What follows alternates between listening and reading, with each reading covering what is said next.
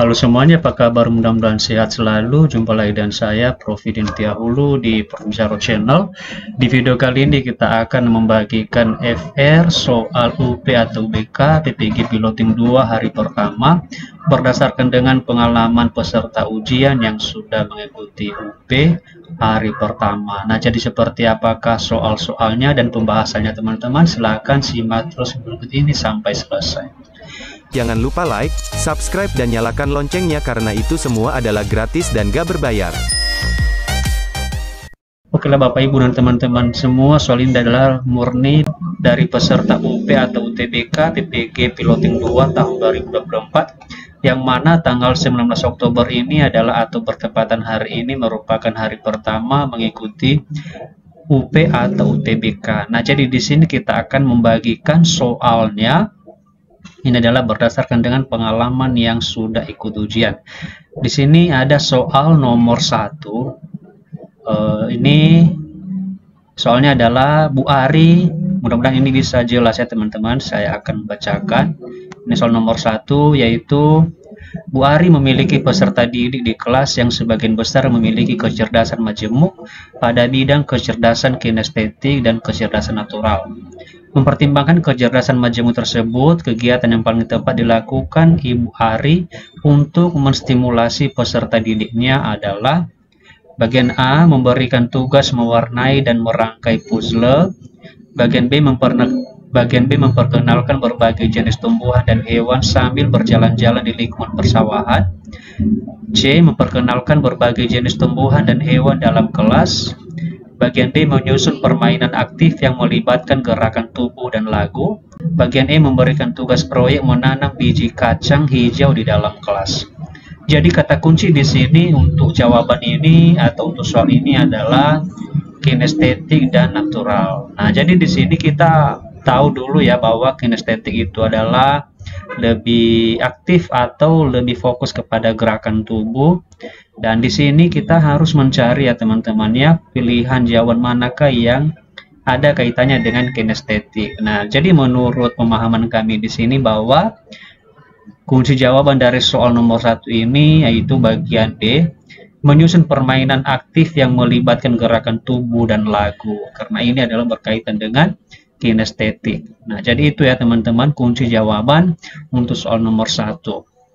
Sekarang kita masuk pada soal nomor 2, yaitu dalam penyelenggaraan pendidikan inklusi di taman kanak-kanak, anak yang memiliki kompetensi kecerdasan dan bakat istimewa pada saat kegiatan pembelajaran lebih cepat selesai dalam mengerjakan tugas dan terkadang mengganggu teman-temannya yang belum selesai.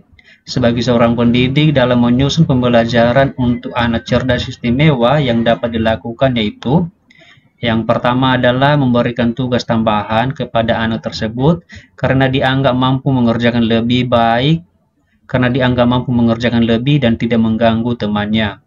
Kemudian yang bagian B, menerapkan pembelajaran proyek agar anak terstimulasi untuk mencari tahu lebih dalam tentang proyek yang sedang dikerjakannya.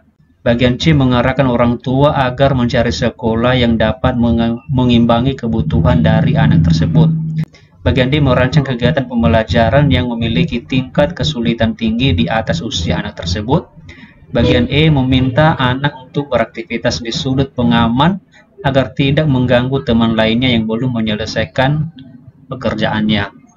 Jadi kata kunci di sini adalah istilahnya ada anak yang memang memiliki kecerdasan istimewa. Jadi di sini kalau misalnya ada peserta didik seperti itu ya teman-teman ya di dalam kelas, maka kita memberikan dia pengayaan. Pengayaan itu bisa berupa kita memberikan dia tugas tambahan yang mungkin tidak kita berikan kepada peserta didik yang lain, tetapi karena dia memiliki kecerdasan yang istimewa, maka kita sebagai guru dapat memberikan dia tugas tambahan. Nah, jadi di sini kunci jawaban yang tepat di sini adalah bagian A, yaitu memberikan tugas tambahan kepada anak tersebut karena dianggap mampu mengerjakan lebih dan tidak mengganggu temannya. Nah, jadi di sini tujuan kita selain memberikan dia tugas tambahan, kita juga tujuannya adalah supaya dia tidak mengganggu teman-temannya yang lain yang kecerdasannya itu lebih rendah daripada peserta didik tersebut, sehingga dia lebih fokus dan bekerja untuk tugas tambahan yang sudah diberikan dan tidak mengganggu temannya juga. Nah, itu ya teman-temannya untuk soal nomor 2. Sekarang kita masuk pada soal nomor 3. Ini soalnya adalah, saya bacakan, Pak Andi adalah koordinator kurikulum di lembaga PAUD. Ia sedang membuat alur tujuan pembelajaran yang sesuai dengan kurikulum Merdeka Belajar.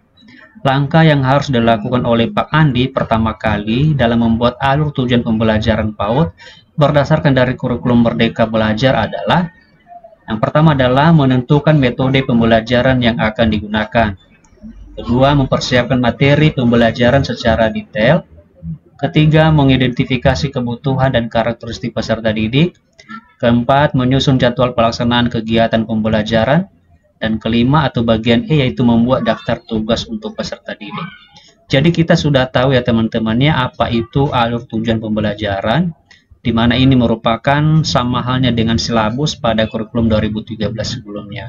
Tetapi di kurikulum Merdeka ini namanya adalah alur tujuan pembelajaran. Dan di sini untuk membuat itu maka terlebih dahulu sebenarnya Pak Andi atau kita sebagai guru harus bisa mengidentifikasi kebutuhan dan karakteristik peserta didik. Karena di kurikulum Merdeka ini kita diwajibkan atau dituntut untuk menciptakan proses pembelajaran yang lebih berpihak kepada peserta didik. Nah, salah satu cara kita sebagai guru adalah dengan mengetahui dulu atau mengenali sebenarnya bagaimanakah kebutuhan belajar masing-masing peserta didik. Karena peserta didik ini pada umumnya mereka memiliki kebutuhan belajar yang berbeda-beda dan juga karakteristik yang berbeda-beda. Sehingga yang pertama sekali kita ketahui adalah kita harus mengidentifikasi itu semua dengan cara kita melakukan asesmen pembelajaran atau asesmen awal, sehingga dari situ nanti kita bisa menentukan langkah demi langkah atau rancangan pembelajaran untuk selanjutnya. Sehingga jawaban yang paling tepat di sini adalah bagian C, yaitu mengidentifikasi kebutuhan dan karakteristik peserta didik. Sekarang kita masuk pada soal nomor 4. Katanya Bu Rina ingin memperkenalkan budaya daerah pada anak-anak kelompok B1. Salah satu topik yang ingin dikenalkan yaitu bahasa daerah untuk menyapa orang lain. Untuk mendukung pencapaian tersebut, berikut kegiatan yang dapat dikembangkan. Pertama, membuat kartu gambar dan tulisan tentang sapaan dengan menggunakan bahasa daerah. Kedua, mempersiapkan boneka memakai pakaian daerah untuk kegiatan bermain peran. Ketiga, membuat kartu kata berisi tulisan beragam bahasa daerah untuk menyapa. Keempat, mempersiapkan video tentang orang saling menyapa dengan bahasa daerah. Kelima, membuat poster atau infografis bahasa daerah untuk menyapa. Nah, kemudian kita teruskan kegiatan paling tepat yang dapat dikembangkan oleh Ibu Rina adalah, nah, jadi kalau kita melihat ini teman-teman ya, kunci daripada soal ini adalah dia lebih ke ini ya teman-temannya bagian. Kalau kita bahas satu persatu, pertama dulu membuat kartu gambar dan tulisan. Ini bisa kita terima ya teman-teman, kita simpan. Kemudian mempersiapkan boneka memakai pakaian daerah bla bla bla. Ini sebenarnya teman-teman ini kita hapus.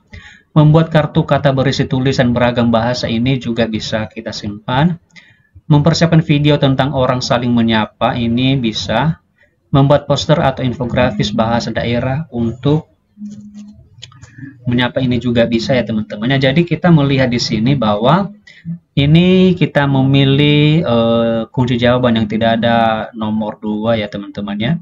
Ini bagian A ada 2, bagian B ada 2, bagian C ada 2, bagian E ada 2. Karena tadi kita tidak memilih ini ya teman-teman. Sehingga jawaban yang bisa atau yang mungkin adalah bagian D, 3, 4, dan 5. Ya, ini ya teman-teman 3, ini 3, 4, dan 5. Nah, jadi itu ya teman-teman ya, kunci jawaban untuk soal nomor 4. Sekarang kita masuk pada soal nomor 5, yaitu Ibu Siti, guru PAUD yang ingin meningkatkan kemampuan bahasa anak-anak dan menambah kosakata dan meningkatkan keterampilan bercerita. Ibu Siti sedang memilih topik pembelajaran yang tepat untuk mencapai tujuan ini. Berikut adalah topik yang akan dipilih. Topik pertama adalah tamasya ke kebun binatang. Kedua, mengenal warna. Ketiga, pakaian tradisional. Keempat, alat transportasi. Dan kelima adalah aktivitas keseharianku. Oke, kemudian kita bisa melihat di sini topik yang paling sesuai untuk mendukung capaian pembelajaran yang dikembangkan adalah Kalau saya ini lebih memilih pertama ya teman-teman, tamasya ke kebun binatang, kemudian kedua mengenal warna, dan kelima adalah aktivitas keseharianku. Karena dari kegiatan ini atau dari topik ini kita bisa bercerita kepada peserta didik atau kepada anak-anak sehingga menambah kosakata mereka. Itu kita bercerita tentang tamasya ke kebun binatang, kemudian mengenal warna kita bisa menceritakan kepada mereka, kemudian aktivitas keseharian kita bisa bercerita dengan kegiatan seperti itu. Sehingga jawaban yang paling tepat adalah bagian B, yaitu 1, 2, dan 5. Nah, jadi itu saja teman-temannya. Ini adalah soal-soal part 1 atau bagian 1. Untuk soal berikutnya nanti kita akan bahas pada video berikutnya. Nah, jadi semoga saja soal-soal seperti ini bisa membantu teman-teman yang akan ikut ujian, baik itu piloting 2 dan juga piloting 3 yang sebentar lagi mengikuti ujian. Nah, jadi seperti itu ya teman-temannya. Semoga video ini bermanfaat. Terima kasih and see you in the next video. So high, I'm hypnotized. What's up is down, what's left is right. Chasing stars and holding you. I can't see the end, but we'll see it through.